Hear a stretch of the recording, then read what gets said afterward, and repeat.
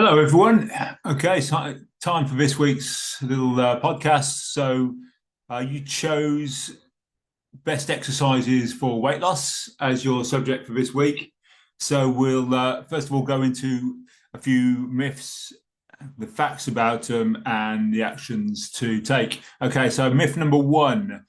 Um, Frequently doing high intensity steady state cardio is the best way to lose weight. Okay. If you're working out at high intensity constantly, it is not good for you. Okay. You need recovery time, same as any other type of exercise. Okay. So the fact here is, if you're doing it too much, okay, you are going to increase your cortisol levels. Okay, if you increase your cortisol levels, this does two things. First of all, it causes muscular catabolism, which basically means you burn muscle as fuel as well as fat, which slows your metabolism down in the long run. Okay, and secondly, you can cause what's called cardiofibrosis. Okay, this is scar tissue actually forming within the heart. Obviously, that is not going to be a good thing for you long term. Okay, so if you are doing cardio, that is not a problem in itself. You just need to moderate the intensity and basically if you're doing high intensity, give yourself couple of days rest in between bouts of high intensity. So on your rest days, you can do active recovery. So maybe going for a walk or a steady jog if you're reasonably fit. Okay, but keep it down sometimes. Okay, moving on to myth number two: bodybuilding significantly increases your metabolism. Okay, again, it's a myth. Okay, if you put on 8 pounds of muscle, you will burn off an extra 7 calories a day at rest. Okay, so that is the fact. Okay, the action from there then. Okay, building muscle in itself is not a bad thing.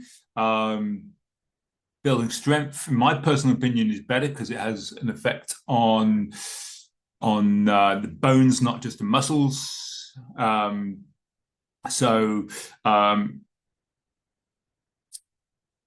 basically, with this one, the actual effect of having more muscle comes into play when you're more active. Okay, because when you're more active, you will burn more calories from that extra muscle. Okay, so for this, basically, it's about keeping active on your days off. So if you train 3 times a week, you need to be keeping active on your other days. Okay.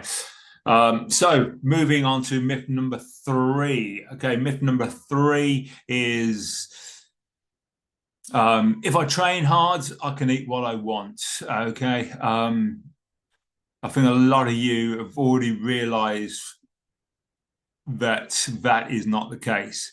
You cannot exercise. Well, sorry, you cannot out exercise a bad diet. Okay. And that is the fact from there. Okay. So the action. Okay.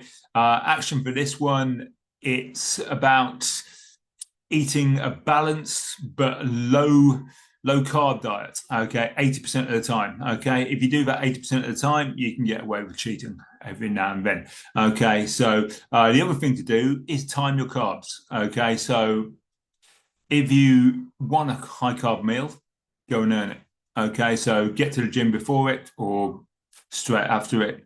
Okay, and then use those carbs either for your training or to recover from the training. Okay, straight after training, your body will absorb a lot more carbohydrate into the muscles rather than into the fat cells. Okay, so they're your tips for this week.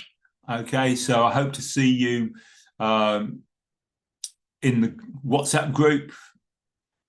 Okay, if you're not already in the WhatsApp group, just text add to 07970 815 809 and I'll add you in. Okay, bye for now.